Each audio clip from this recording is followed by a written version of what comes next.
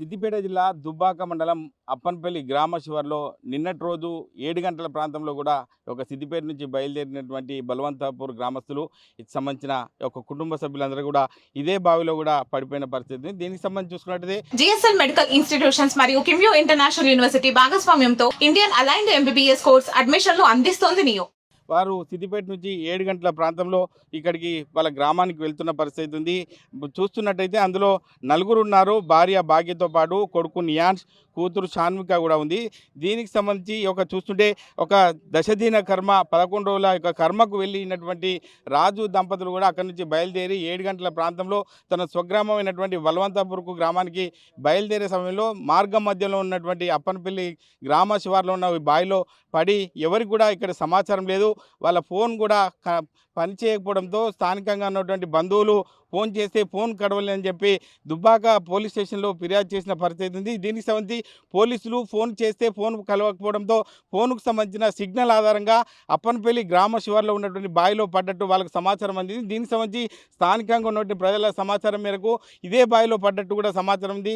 ఇదే కారులకు సంబంధించి చూసుకున్నట్లయితే షిఫ్ట్ డిజైర్కి సంబంధించి ఇదే కారులో వాళ్ళు ప్రయాణం చేసిన పరిస్థితి ఉంది. వాళ్ళిద్దరు చిన్న పిల్లలతో పాటు తన భార్య భాగ్యతో పాటు రాజు కూడా ఇదే కారులో ప్రయాణం చేసిన పరిస్థితి ఉంది. ఈ యొక్క కారులో వెళ్ళిన సందర్భాన్ని బట్టి చూస్తుంటే ఒక దశదిన కర్మకు వెళ్ళి తిరుగు ప్రయాణంలో ఇటువంటి సంఘటన చోటు చేసుకోవడంతో బలవంతాపూర్ గ్రామస్తులు అదేవిధంగా అప్పన్పల్లి గ్రామస్తులు కూడా చూస్తున్న పరిశీలన బట్టి చూస్తుంటే శోక సముద్రంలో మునిగి తేలినారని చెప్పుకోవచ్చు. దీనికి సంబంధించి ఇక్కడ చూస్తుంటే స్థానికంగా అప్పన్పల్లి గ్రామస్తులు ఈ యొక్క మార్గం గుండా వెళ్ళేటువంటి సిద్దిపేట నుంచి దుబ్బాకు వెళ్ళేటువంటి స్థానికులు కూడా ప్రస్తుతం మనతో ఉన్నారు. అప్పన్పల్లి గ్రామస్తులు ప్రస్తుతం మనతో ఉన్నారు. గ్రామ సర్పంచ్ రామరెడ్డి ఉన్నారు. సార్ చెప్పండి, అంటే ఇక్కడ సంఘటన చూస్తుంటే ఘోరంగా ఉంది. నలుగురు కూడా చనిపోయిన పరిస్థితి ఉంది. దీనికి సంబంధించి ఎట్లా చెప్తారు, ఏం చెప్తారు? ఇటువంటి సంఘటన చాలా బాధాకరం సార్. ప్రస్తుతం ఈ రోడ్డు డబల్ రోడ్ అయి 10-12 సంవత్సరాలు అవుతుంది. అప్పటి నుంచి కూడా ఆర్ఎంబీ అధికారులకు విన్నవించుకున్నాము, కానీ బడ్జెట్ లేదు అనుకుంటూ వాళ్ళు అట్లే దాటేసుకుపోయినారు. క్రమేపీ ఇప్పుడు చాలా ఇది బాధాకరం. మలుపు దగ్గర ఉన్నది కాబట్టి చాలా బాధాకరం. ఇటువంటి 2-3 బావులు ఉన్నాయి. ఈ బావులను తొందరగా ఎమ్మెల్యే గారు కానీ ఆర్ఎంబీ అధికారులు కానీ చొరవ తీసుకొని దీనికి రిటర్నింగ్ వాళ్ళు కట్టినట్లయితే చాలా బాగుంటుంది. మళ్ళీ ఇటువంటి సంఘటనలు జరగకుండా పునరావృతం కాకుండా ఉంటుందని మనవి చేసుకుంటున్నాం. అంటే ఈ గ్రామానికి గతంలో కూడా ఎన్నో యాక్సిడెంట్ అయినట్టు కూడా తెలిసిందే. ఈ క్రాసింగ్ చూస్తుంటే ఈ మూలమలుపు చాలా ప్రమాదాలకు కూడా జరిగినట్టు తెలిసింది. కాబట్టి అంటే ఇంతకుముందు ఎటువంటి ప్రమాదాలు జరగచ్చు? ఇంతకుముందు కూడా ఇక్కడ పెద్ద పైప్ ఉండి 1 మీటర్ పైప్ ఇక్కడ పెట్టిండ్రు. అది పలిగిపోతే పక్కకు పడేసిండ్రు. ఇక్కడ నుంచి మన సిద్దిపేట నుంచి వచ్చి ఇదే టర్నింగ్ మీద గుద్దుకొని చనిపోవడం జరిగింది. చింతపాడు అభ్యర్థి గొల్లోల పిల్లవాడు. అప్పుడు కూడా చెప్పినాము, ఆర్ఎంబీ అధికారులకు విన్నవించుకున్నాము, అయినను వాళ్ళు చొరవ తీసుకోలేదు. ఇప్పుడైనా ఇటువంటి సంఘటన పునరావృతం కాకుండా ఇమ్మీడియట్లీ వీటికి రిటర్నింగ్ వాళ్ళు కట్టినట్లయితే కొంచెం ఇటువంటి బాధలు నివారించవచ్చని మా యొక్క అభిప్రాయం.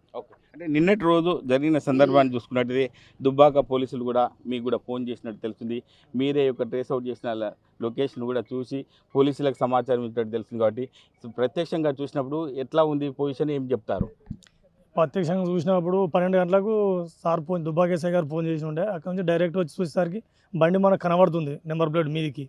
ఇక అప్పటి వరకే ఫోన్ చేయగానే 15 నిమిషాల్లో వాళ్ళందరూ వచ్చి చుట్టాలు ఎస్ఐ సిబ్బందితో వచ్చి చూసి వేరే ట్రైనింగ్ తెప్పించి తీసేసరికి వాళ్ళ ప్రాణాలు కోల్పోయినాయి. చాలా బాధాకరంగా ఉన్నారు. ఒకటే దగ్గర ఇలా అల్పించుకొని పండుకున్నారు. అతను చూస్తే భయంకరమైన పరిస్థితి. ఇక ఇప్పుడు మా సర్పంచ్ గారు చెప్పినట్టుగా ఇలా పనుల పునరావృతం కాకుండా ఇటువంటి యాక్సిడెంట్ కాకుండా దీన్ని గవర్నమెంట్ చర్య తీసుకొని మన ఎమ్మెల్యే గారు అయినా ఆర్ఎంపీ అధికారి చర్య తీసుకొని వాళ్ళు కట్టాలని కోరుతున్నాం. ఇలా ఇదొకటే బాగా మొన్న 6 నెలల క్రితం ఇంకొక అతను మూత్రం పోయి కూడా అలా పడి చచ్చిపోయాడు, వేరే ఊరు అతను. ఇట్లే బాగా ఘోరంగా జరుగుతున్నాయి. బయట వాళ్ళకి అవగాహన లేకపోయేసరికి రోడ్డు పక్కకు ఉండే వరకు ఇలాంటివి జరుగుతున్నాయి. జరగకుండా ఒక 5 బావిలు ఉన్నాయి. 5 బావిలకు రిటర్నింగ్ వాళ్ళు కట్టి ఇంకొకసారి ఇంకొక కుటుంబాలు ఇలా సుఖసంలో కలవకుండా ఫ్యామిలీకి తుడిచిపెట్టుకోబోతున్నాయి. కాబట్టి ఇది చాలా చర్య తీసుకోవాలని కోరుతున్నాం. అంటే మీరు చెప్పండి, బావి దగ్గరికి ప్రతిరోజు వస్తారు కాబట్టి చూడగానే ఏమనిపించింది? ఇది ఇక్కడ ఎవరు ఉన్నారు అప్పుడు ఆ సమయంలో? మేము రాత్రి 10 గంటలకు మేము ఇక్కడికి వెళ్ళిపోతున్నాము. మాకు ఏం కనవలేదు. 12 గంటలకు వచ్చే వరకల్లా ఇక్కడ పడ్డారు. చూసే వరకల్లా మొత్తం పిల్లలతో సహా మొత్తం దగ్గరికి వచ్చి చనిపోయారు వాళ్ళు. కాళ్ళు మొత్తం అలా మునిగింది. ఒక మీది భాగం మీకు తెలిసి ఉన్నది. 3 గంటల దాకా బాగా ఇబ్బంది పడ్డాము. పోలీసు వారు వచ్చారు. అందరం క్రేన్తో సహా మొత్తం గుంజి గడ్డకేసినాము. అది వరకు చనిపోయారు వాళ్ళు. అంటే ప్రతిరోజు ఇదే ఒక ఏరియాలో మీరు తిరుగుతున్నారు కాబట్టి అంటే ఎట్లా అనిపిస్తుంది? యాక్సిడెంట్ చూసిన తర్వాత నలుగురు ఒకటేసారి చనిపోవడం వల్ల మీకు ఎలా అనిపిస్తుంది? గ్రామంలో ఏమనుకుంటున్నారు?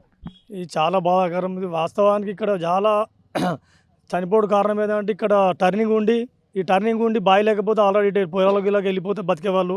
ఈ టర్నింగ్ మీదే బావి ఉండే వరకు కంట్రోల్ కాకపోయాడు, హై స్పీడ్ వచ్చి కంట్రోల్ కాకపోయేసరికి ఏ సంఘటన జరిగింది. మళ్ళీ ఈ సంఘటన జరగకుండా చర్య తీసుకోవాలని కోరుతున్నాం. అంటే ఇది పరిస్థితి.